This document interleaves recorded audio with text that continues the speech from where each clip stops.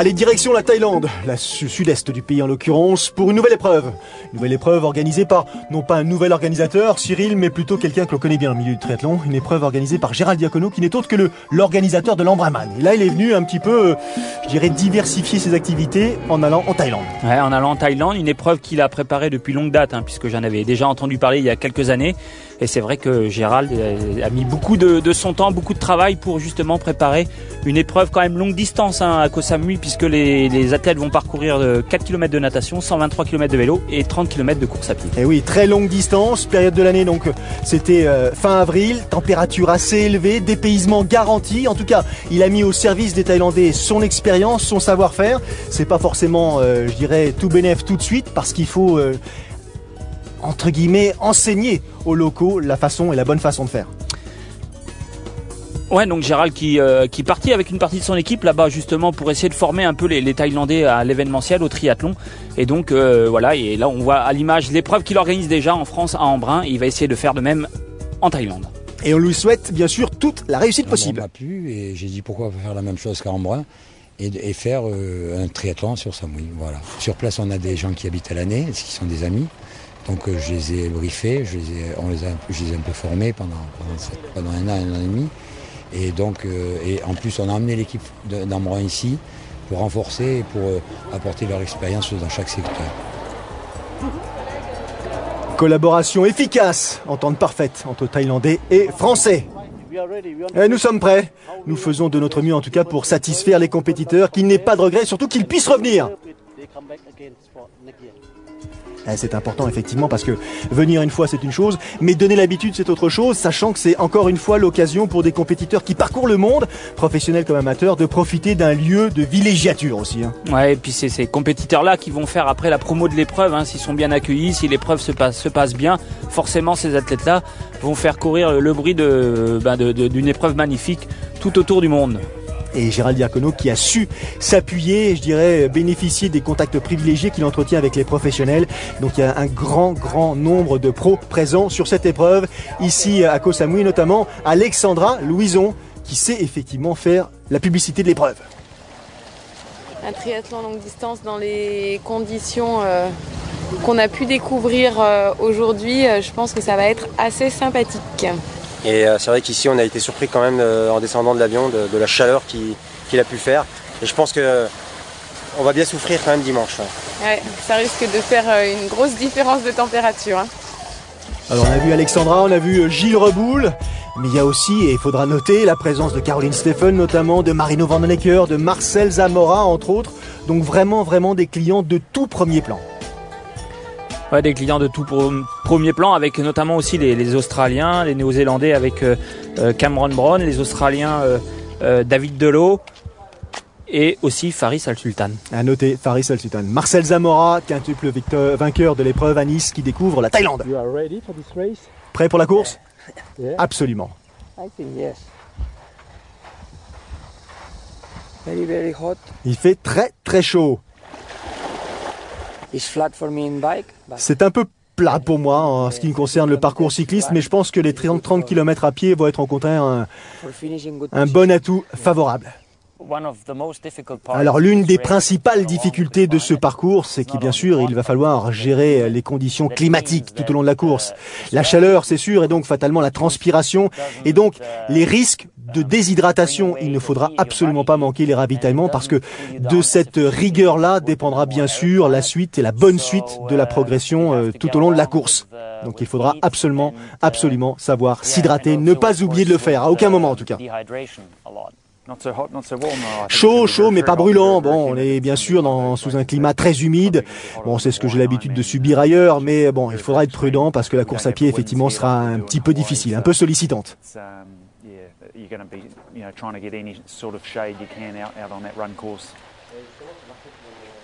Je suis là parce que je pense que ça va être une aventure.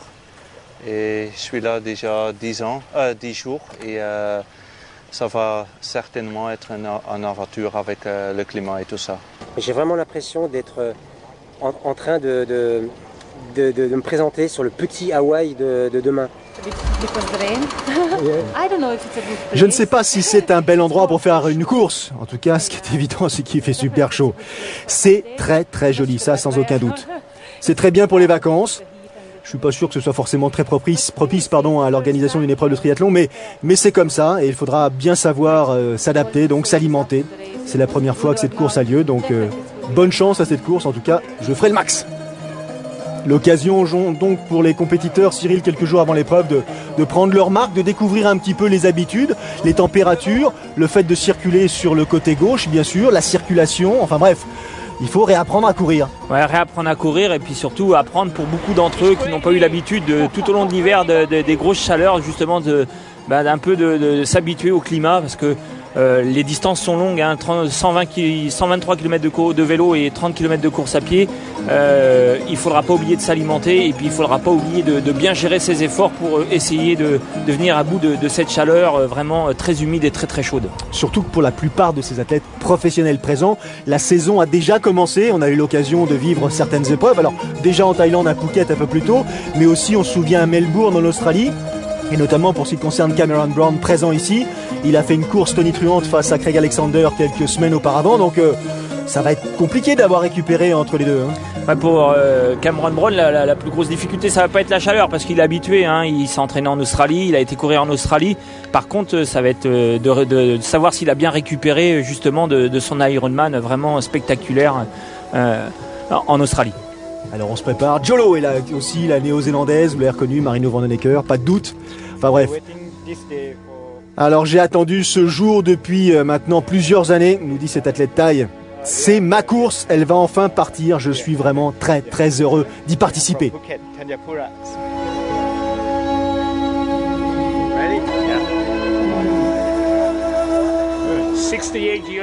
68 ans, Lascar, 68 ans, super bonhomme, très solide.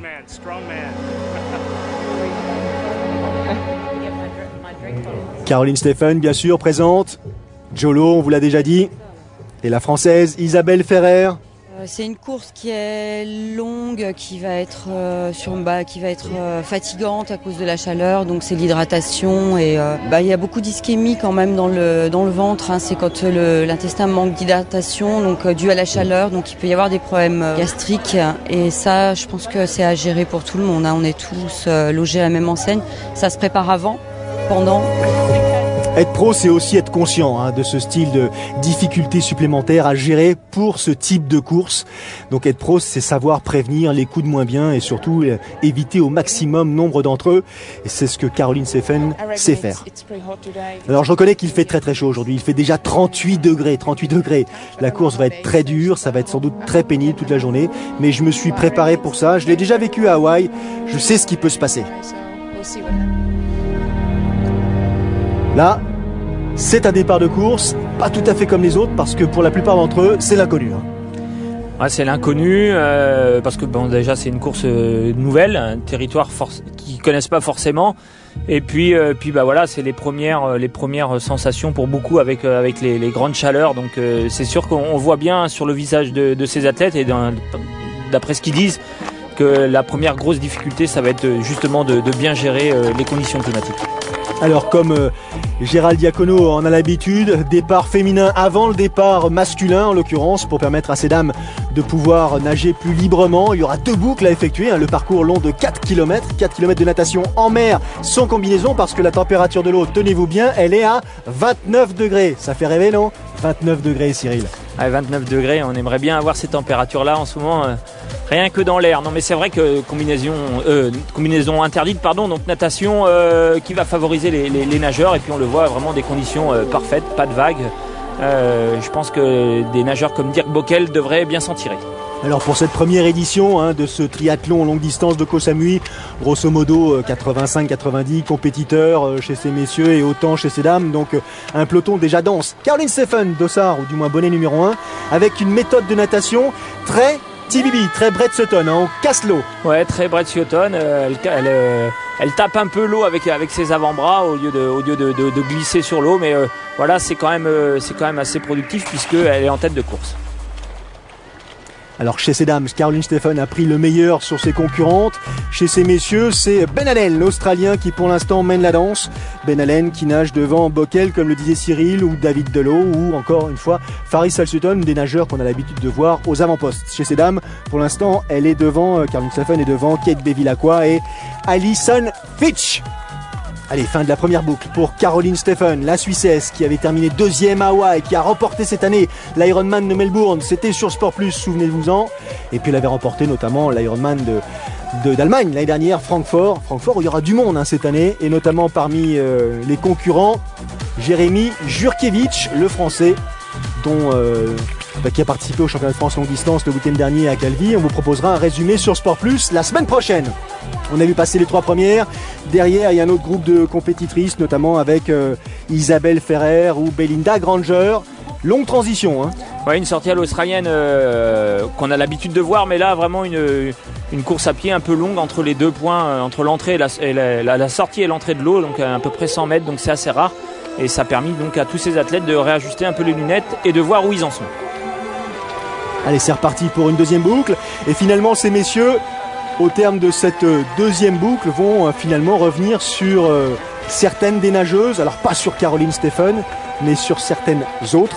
Et c'est normal, parce qu'il n'y avait que 5 minutes d'écart entre le départ de ces dames et le départ de ces hommes. Donc vous voyez justement là, Jolo qui essaye de survivre un peu au milieu de la meute masculine.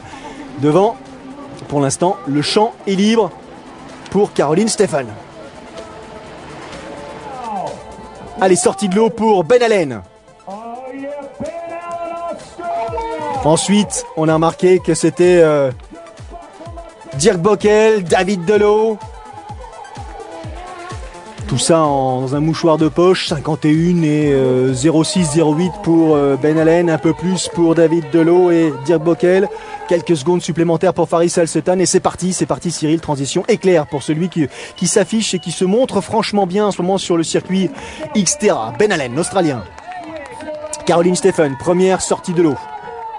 Première de ces dames, qui prend le temps de s'hydrater. Hein.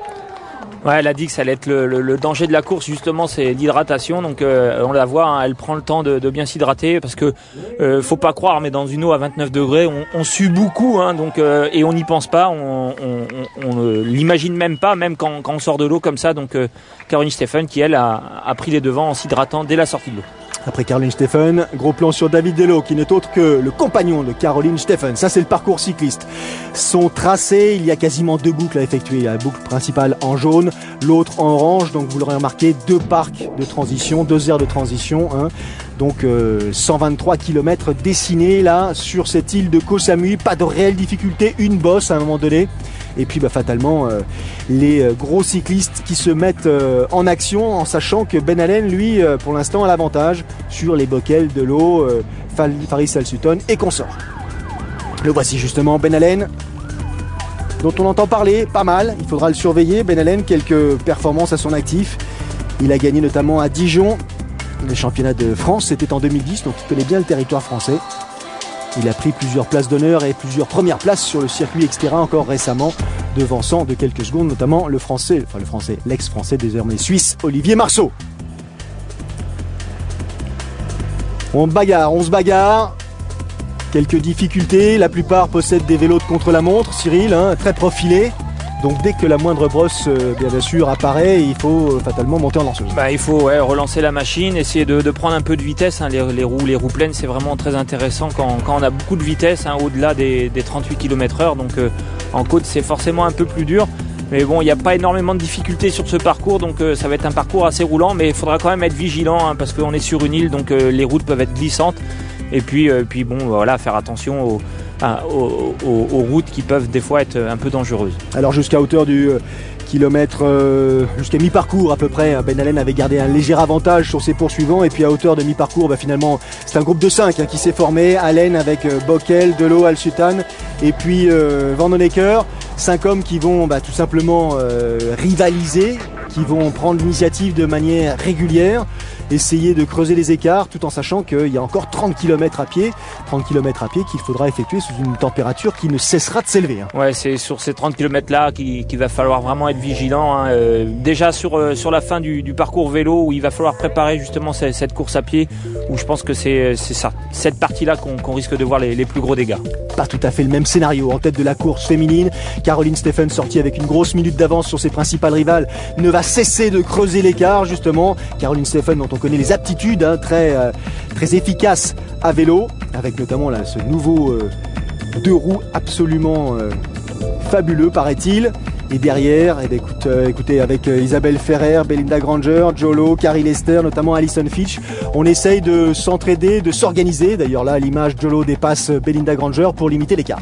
Limiter l'écart, et puis je pense que ces athlètes espèrent aussi un petit coup de moins bien de Caroline Steffen. Elle sort de pareil, l'Ironman de Melbourne, donc peut-être un peu de fatigue, mais Caroline Steffen, on l'a vu à l'image en vélo, elle a décidé de prendre les choses en main. Alors elle les avait déjà prises un peu en natation, et elle a décidé de continuer comme ça et de mettre la pression et d'essayer d'avoir un écart assez important justement pour aborder ces 30 km de course à pied. On a parlé d'une température de l'eau de l'ordre de 29 degrés, la température extérieure au soleil. Pour l'instant, on est en train d'arriver à 45 degrés et ça monte.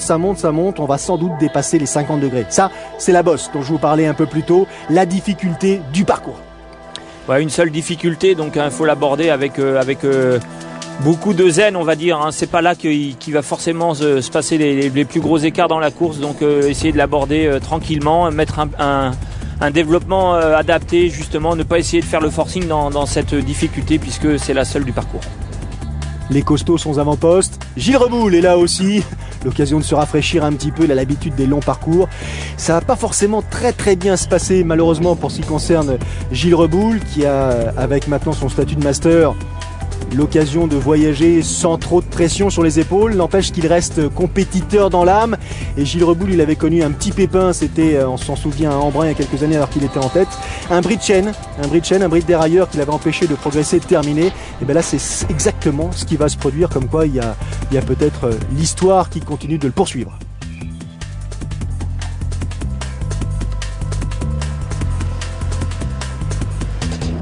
Donc on n'ira pas au bout. Dommage parce que je me régalais quoi. C'était quand même une course. J'étais avec Cameron Brown, donc tout se passait pas trop mal. Je suis vraiment déçu. Malheureusement, j'étais dans le groupe de tête, j'étais vraiment très proche des Faris, David et autres. Et puis j'ai eu un coup de mou. Je crois que j'ai subi une déshydratation. Je pensais éventuellement pouvoir aller jusqu'au départ de course à pied et de me refaire pendant la course à pied, mais sincèrement, c'est pas raisonnable. Seule façon de faire, c'est de jeter l'éponge en quelque sorte et de revenir l'année prochaine pour faire mieux.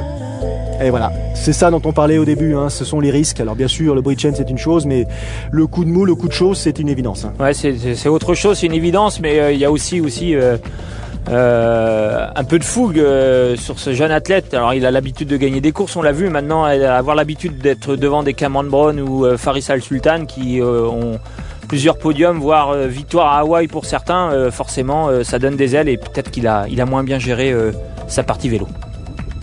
Caroline Steffen, position aérodynamique, elle n'a pas bougé ou quasiment pas depuis le départ de l'épreuve cycliste, elle est en tête et l'écart continue de se creuser avec ses poursuivantes. 6 minutes 30 désormais, alors qu'elle dépasse la hauteur de mi-parcours, ces dames. Arrivée, transition numéro 2 pour le groupe de tête, Faris Al Sultan en tête. Faris Al Sultan, vainqueur de l'Ironman de Francfort l'année dernière, vainqueur à Hawaï en 2005. Il a avec lui Dirk Bockel, il a avec lui ce qu'on voit là à l'instant sous nos yeux. Il a David Delot notamment. Aaron Farlow qui n'est pas très loin. Et Marino van Honecker. Il est parti avec 3 bidons, Faris Al Sultan. C'est pour vous dire un peu la chaleur qui peut faire là au moment du départ de la course à pied. Là, au départ de la course à pied, vous avez effectivement ce qui fait de mieux, presque. Il en manque un, il manque Craig Alexander, éventuellement Cameron Brown, mais ce qui se fait de mieux actuellement sur longue distance. Ouais, des grands athlètes avec un palmarès important et malgré tout, vous voyez, les athlètes sont vraiment attentionnés. Ils sont tous partis avec énormément de bidons et c'est très rare de partir comme ça avec autant d'eau à pied. Souvent, les ravitaillements suffisent et là, les athlètes, il fait tellement chaud qu'ils n'ont pas envie de tomber en déshydratation. Dirk Bockel qui vient véritablement d'être enrhumé, je ne sais pas si c'est de circonstance, mais par Faris Al-Sultan. Dirk Bockel dans la foulée se réduit là, franchement, il me fait penser un peu à Chris Lieto à Hawaï, quand il a connu les mésaventures après les premiers kilomètres à pied. Ouais, il va falloir maintenant qu'il récupère, on va dire qu'il refroidisse un peu le moteur pour pouvoir essayer de repartir et aller au bout de la course. Faris Al-Sultan, lui, qui est beaucoup plus à l'aise, on le voit, dès qu'il fait vraiment très chaud. Et surtout que là, ils ont fait un parcours vélo, tous ces gars-là, long de 123 km, Cyril, en un temps de 3h11, 3h12, 3h13, donc mine de rien, les 40 km/h, ils y sont. Ouais, ils sont presque à 40 km/h, 39, donc sur un parcours comme ça, c'est plutôt pas mal avec la chaleur, en sachant que derrière, il y a 30 km de course à pied, donc vraiment un beau parcours vélo. Faris Al-Sultan est en tête. Derrière, en deuxième position, c'est David Delot, l'Australien, et puis Marino Vanhoenacker. Attention, on parlait des fameux pit stops en l'occurrence pour s'hydrater, se doucher, surtout se rafraîchir. Ça compte énormément. Il faut que l'épiderme ait enfin un peu de fraîcheur, d'eau tout simplement sur la peau, parce que là, ça commence à brûler. On a atteint les 52 degrés au soleil. C'est compliqué d'organiser une épreuve à cette température-là, mais quand on est pro et que on file à ces allures de course à pied ou de vélo, c'est encore plus dangereux. Ouais, c'est compliqué, mais on le voit, c'est des athlètes quand même qui sont très vigilants, très attentionnés, et ça n'empêche que les athlètes sont agressifs, à l'image de Marcel Zamora là, qui essaye de revenir sur le podium, voire sur la tête de course. Et oui, Marcel Zamora a sorti loin des premiers en natation, 4 minutes 30, qui avait connu un écart de 7 minutes, je crois, à peu près à vélo. Là, il est en train de revenir, comme à son habitude, presque comme d'habitude ce qu'il nous propose sur Nice ou sur Embrun. Et pour l'instant, on assiste au dépassement là après le demi-tour. Retour sur David Delot qui désormais, l'Australien, possède la tête de cette course. Faris Al-Sultan avec sa foulée ample subit la course en l'occurrence. C'est l'Australien David Delot qui pour l'instant n'est jamais monté sur la plus haute marche d'un podium en longue distance, mais se dirige vers une première et belle victoire. Ouais, David Delot qui donc prend la tête alors que Faris Al-Sultan nous semblait costaud, agressif, et malgré tout, David Delot est passé devant. Caroline Steffen vient de quitter l'aire de transition vélo. Derrière, les poursuivantes arrivent.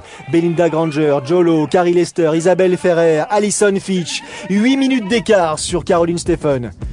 Ouais, on peut déjà dire qu'il y a Caroline Steffen et les autres. Maintenant, il faut voir comment Caroline Steffen a récupéré de son Ironman d'Australie, de Melbourne, qui avait lieu un mois avant, et savoir si elle est capable justement d'affronter cette chaleur et d'aller au bout. Alors, elle a le temps de s'hydrater et de s'arrêter à chaque ravitaillement. Ah oui, là, on remarque que sa foulée n'est pas tout à fait aussi agressive que ce qu'on a l'habitude de voir sur les courses. Les autres courses, les arrêts au stand sont très longs parce qu'il ne faut pas être excessif, mais ils sont copieux en tout cas.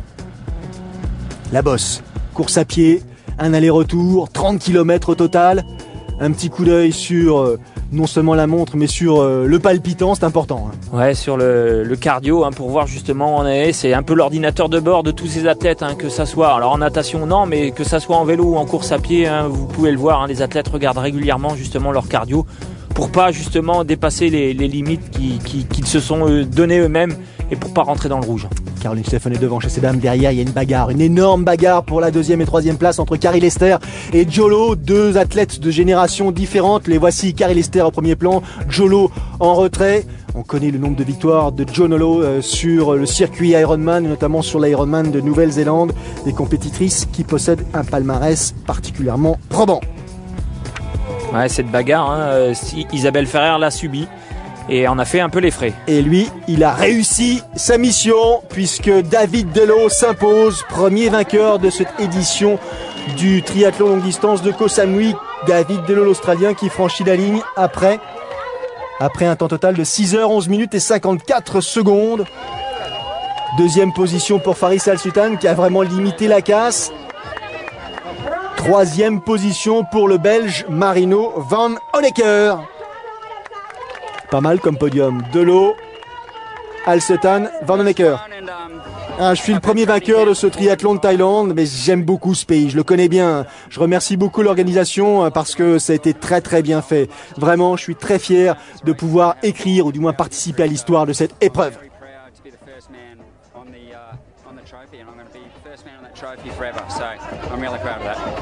Première femme, sans surprise, Caroline Steffen. En quelque sorte, Madame Delot, qui en termine à son tour avec un temps de 6h50 et 43 secondes. Ce fut vraiment une journée très très très chaude. Ça s'est vérifié tout au long de la course. Ça a été épouvantablement difficile. Pourtant j'étais bien préparé, je peux vous le dire, mais j'ai failli arrêter, j'ai failli jeter l'éponge à hauteur du demi-tour en quelque sorte. Les 15 derniers kilomètres ont été particulièrement éprouvants, mais je suis très très très heureuse. Deuxième place pour Carrie Lester qui donc en termine après 6h54 minutes et 15 secondes d'effort. Troisième place pour Jolo, 6h55 32. Alors bien sûr, on s'est inspiré de l'organisation de l'Ambraman. On a fait effectivement le nécessaire pour essayer d'être à la hauteur au moins de cette épreuve. Vivement l'an prochain pour montrer qu'on en a appris effectivement et qu'on pourra exprimer cette connaissance. Voilà, belle édition Cyril, hein, belle aventure. Ouais, belle édition, belle aventure, pas facile à organiser avec les conditions météo très très dures. Prochain rendez-vous sur Sport Plus la semaine prochaine. Championnat de France longue distance de Calvi bien sûr, mercredi prochain comme d'habitude. Salut à tous et à très vite. Salut.